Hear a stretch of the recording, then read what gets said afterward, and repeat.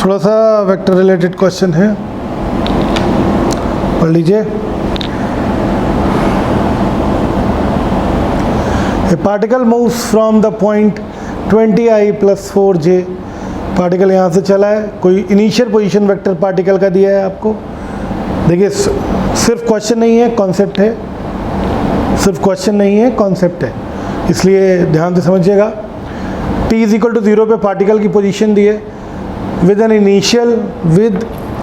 Initial velocity 5i + 4j metre per. Initial velocity आपको दी है।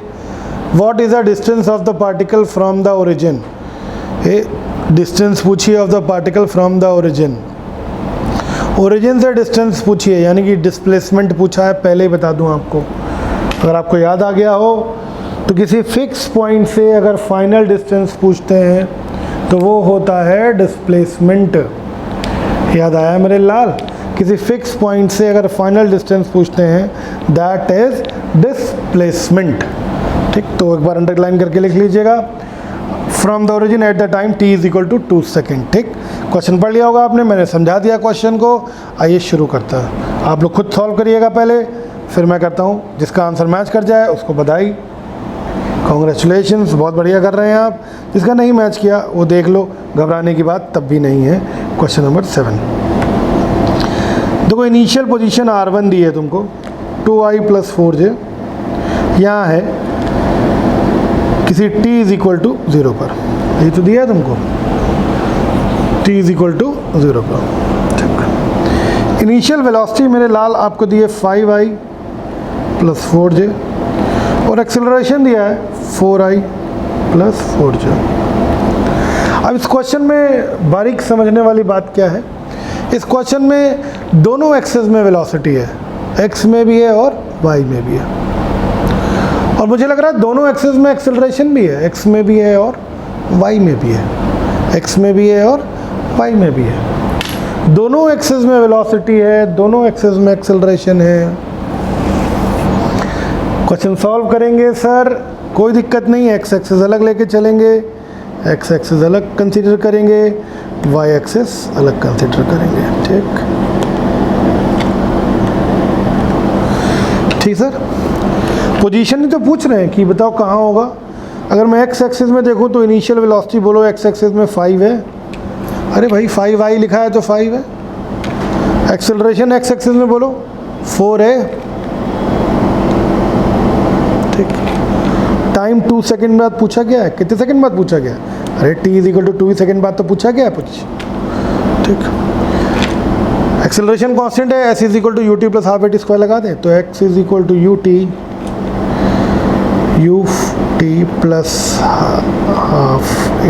½ मुझे लग रहा है u 5t की जगह 2 + ½ a की जगह 4, t स्क्वायर है तो 2 का स्क्वायर 4 हो जाएगा। बोलो भैया, 2 से 2 बार कैंसिल कर लो तो 10 + 8 मीन्स 18 या फिर 18i। ठीक है, ऐसे y एक्सिस में देखेंगे तो u y एक्सिस में कितना गिवन है भैया? देखिए u कितना है 4, ये तो इनिशियल है। एक्सेलरेशन कितना गिवन है 4, टाइम कितना है 2 सेकेंड। फिर से लगा दें भाई, y = ut + ½ तो y = u 4t2 a 4, 2 का स्क्वायर 4, 8 + 8 यानी कि 16, या फिर आप कह सकते हो y एक्सिस की पोजीशन 16j। Clear, 16j। यानी कि अगर फाइनल पोजीशन वेक्टर में इसका r2 देखूं तो फाइनल पोजीशन वेक्टर जो r2 आया, ये r1 था, ये r2 आया, that is 18i + 16j। Cap लगाओ ना लगाओ, अंडरस्टूड है। अब आपसे पूछ रहे हैं डिस्प्लेसमेंट, क्या पूछ रहे हैं? ओरिजिन से पार्टिकल की फाइनल दूरी, यही तो पूछ रहे हैं। तो ओरिजिन से पार्टिकल की फाइनल दूरी, किसी फिक्स पॉइंट से किसी पार्टिकल की डिस्टेंस, इसको हम डिस्प्लेसमेंट कहते हैं। क्या कहते हैं सर? डिस्प्लेसमेंट कहते हैं। तो आपसे डिस्प्लेसमेंट ही तो पूछ रहे हैं, ठीक है भैया। तो आइए डिस्प्लेसमेंट की बात करते हैं सर। यहाँ पर थोड़ा सा ग्राफिकल देखेंगे। एक इस तरीके से सिचुएशन है, एक पार्टिकल पहले यहाँ पर मौजूद है किसी r1 पोजीशन वेक्टर पे, और फाइनल वो किसी r2 पे पहुंच गया। तो ऐसे यहाँ से यहाँ चला गया r2, दिस इज r1, यहाँ था, यहाँ से यहाँ पहुंच गया। तुमसे क्या पूछ रहे हैं? ओरिजिन से, यानी कि ये पूछ रहे हैं, जिससे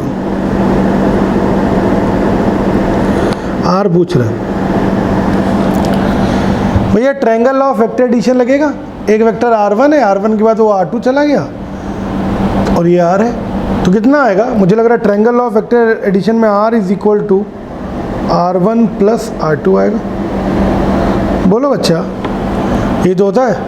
a ये है, b ये है, c ये है, तो c is equal to vector a plus vector b होता है। तो सारी वैल्यूज़ मैं पुट कर दूँ, r1 2i plus 4j, r2 18i plus 16j, तो मुझे लग रहा है that is 20i plus 20j। This is final r vector. अगर मैग्नीट्यूड निकालना होगा तो r का अंडर रूट 20 का स्क्वायर प्लस 20 का स्क्वायर, दैट इज 20 रूट 2। तो जो पूछ रहे थे वो आंसर ये है। कितनी पोजीशन पे होगा, कितनी दूरी पर होगा? 20 रूट 2 पर होगा। ठीक है बच्चों, क्लियर है? चलिए आइए सर बात करते हैं अगले क्वेश्चन की।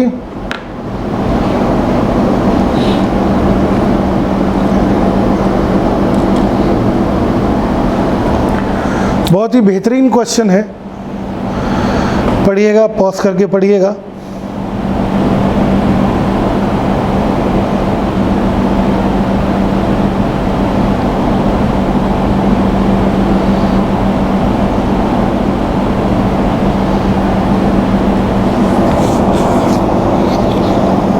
From a tower of height h, pause करके पढ़ लिया आप लोगों ने? चलिए मैं बताता हूँ आपको।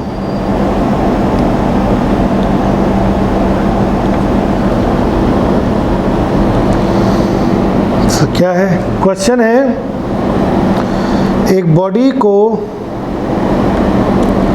किसी बिल्डिंग से, h हाइट की बिल्डिंग है, ऊपर की तरफ फेंका जाता है, वर्टिकली अपवर्ड फेंका जाता है, ठीक, विथ सम वेलोसिटी u। कहते हैं बॉडी को यहाँ से मैक्सिमम हाइट तक जाने में, यही तो मैक्सिमम हाइट होगी। अरे बॉडी को ऊपर से फेंके हैं यहाँ से, तो ऊपर जाएगी बॉडी, फाइनल v वेलोसिटी 0 होने तक। कहते हैं यहाँ से यहाँ तक मैक्सिमम हाइट तक जाने में जो टाइम लगता है, मान लिया मैंने टाइम कितना लगा t, मैक्सिमम हाइट तक जाने में जो टाइम लगता है वो टाइम क्या है?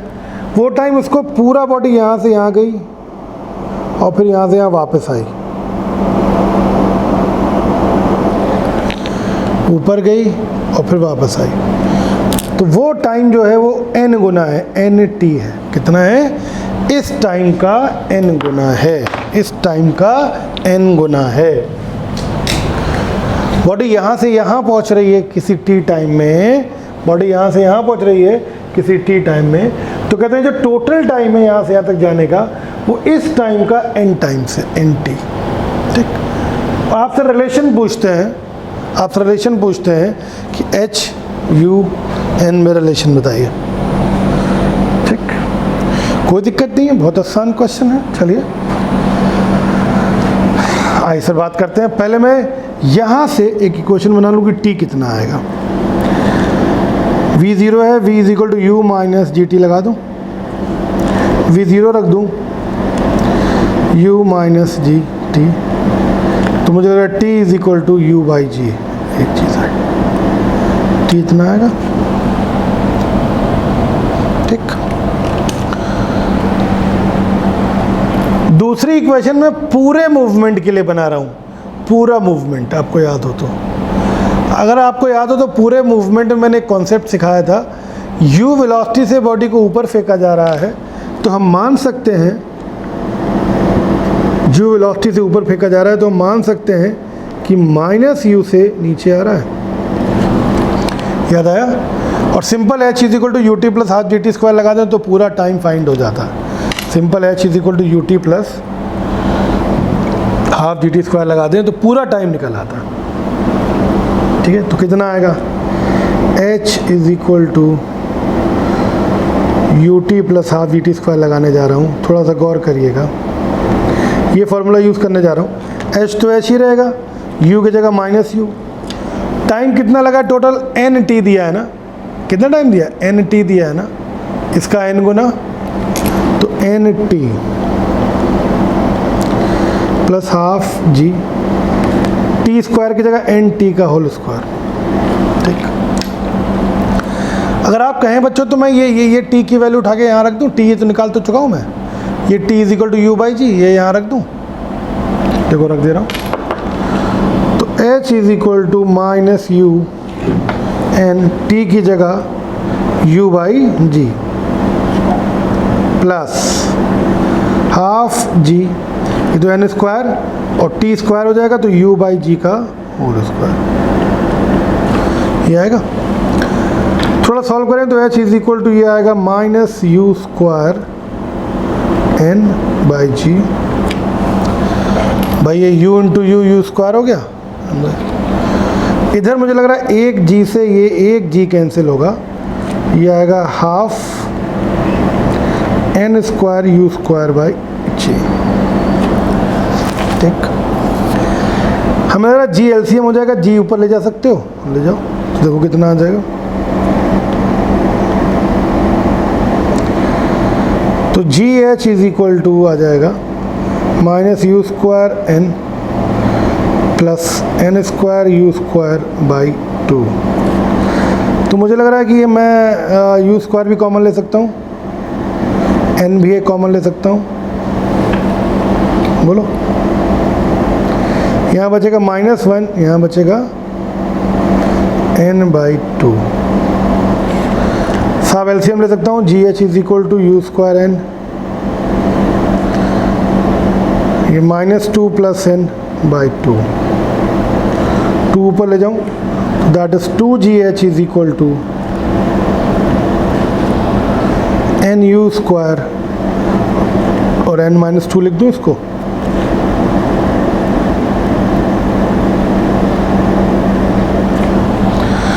h is gh is equal to n u square n-2।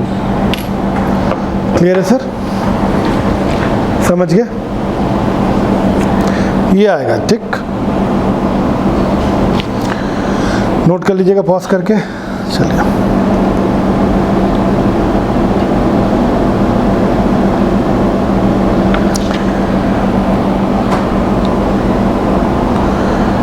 पढ़िए क्वेश्चन।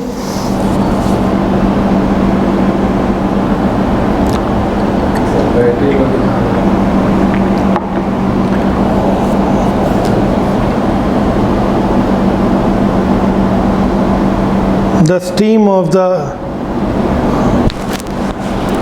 पढ़ लिया क्वेश्चन?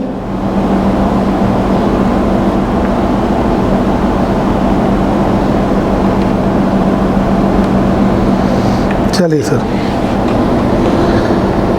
बात करते हैं। ये क्वेश्चन है, ये एक रिवर बनी हुई है सर,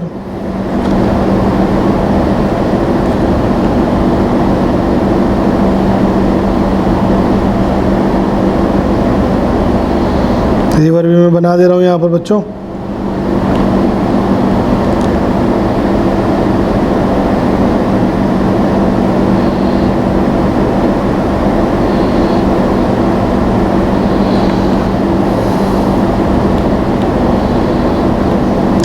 रिवर की वेलोसिटी आपको दी हुई है, velocity of river 2 kilometre per hour.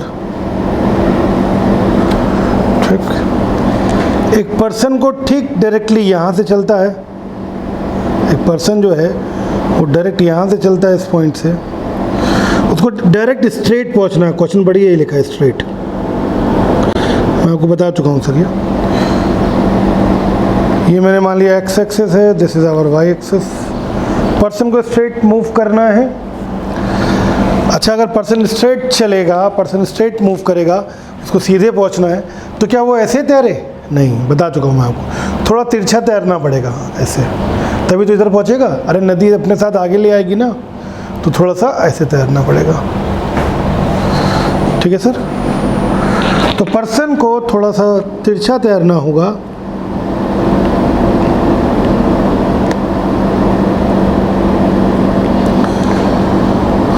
कितनी वेलोसिटी है पर्सन की? 4 थीटा एंगल पर। कोई दिक्कत नहीं कि इक्वेशन एक्स एक्सिस से एक इक्वेशन वाई एक्सिस। आपसे एंगल पूछा है कितने एंगल पे तैरना चाहिए, एक्स एक्सिस से इक्वेशन मैं बनाऊं। एक्स एक्सिस में डिस्प्लेसमेंट बोलिए, एक्स एक्सिस में डिस्प्लेसमेंट बोलिए। भाई पहले भी अगर एक्स एक्सिस में ये 0 है, ये मान लो ओरिजिन है, तो एक्स कोऑर्डिनेट 0 है, और बाद का भी तो एक्स कोऑर्डिनेट 0 है, स्ट्रेट पहुंचा है ना वो। तो इसको कहते हैं मिनिमम डिस्प्लेसमेंट। जब कभी भी कहें कि कैसे तैरना चाहिए कि मिनिमम डिस्प्लेसमेंट हो, तो कैसे तैरना चाहिए? स्ट्रेट तैरना चाहिए, बता चुका हूँ मैं। और जब कभी भी कहें मिनिमम टाइम लगे, तो मिनिमम टाइम तब लगता है जब आप परपेंडिकुलर तैर जाओ। कैसे तैर जाओ? परपेंडिकुलर। तो मिनिमम टाइम में काम चल जाता है। 2 चीज़ें ध्यान रखना, मिनिमम डिस्प्लेसमेंट तो सीधे, और मिनिमम टाइम तो परपेंडिकुलर तैर जाओ। ठीक, इसमें सिर्फ एक्स एक्सिस में डिस्प्लेसमेंट वाई में है, एक्स में नहीं है। ठीक है सर। तो एक्स एक्सिस से इक्वेशन बनाएंगे। एक इस वेक्टर का कंपोनेंट इस तरफ आएगा 4 साइन थीटा, इधर रिवर की वेलोसिटी है 2, एक्स एक्सिस का डिस्प्लेसमेंट 0 है, वेलोसिटी कितनी होगी? वेलोसिटी होगी u sine theta -2, x axis वाले वेक्टर, टाइम लगा t।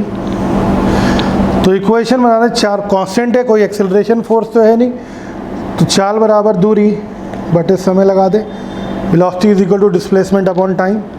तो u sine theta -2 is equal to displacement कितना? 0 अपॉन टाइम t। तो u sine theta -2 is equal to 0 आएगा, और u कितना दिया है? 4 दिया है भाई, 4 है सॉरी, u कितना है? ये वेलोसिटी ऑफ पर्सन ही तो है।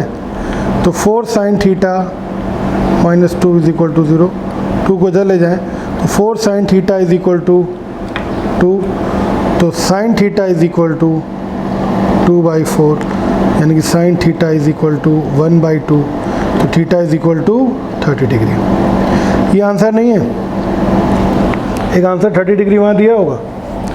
आपसे पूछा गया है कि रिवर फ्लो के साथ एंगल बताओ। क्या पूछा गया है?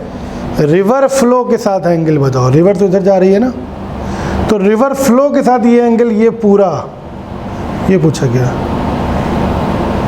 ठीक, थीटा 30 आया। आप मुझे बताओ ये पूरा एंगल कितना होगा? यहाँ से ये 90 होगा, तो पूरा होगा। टोटल एंगल कितना आएगा? टोटल एंगल रिवर फ्लो के साथ कितना आएगा?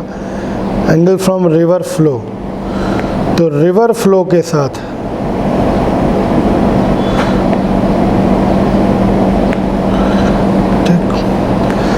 That is 30 + 90 means 120 degree. यानी कि पर्सन को कैसे तैरना चाहिए?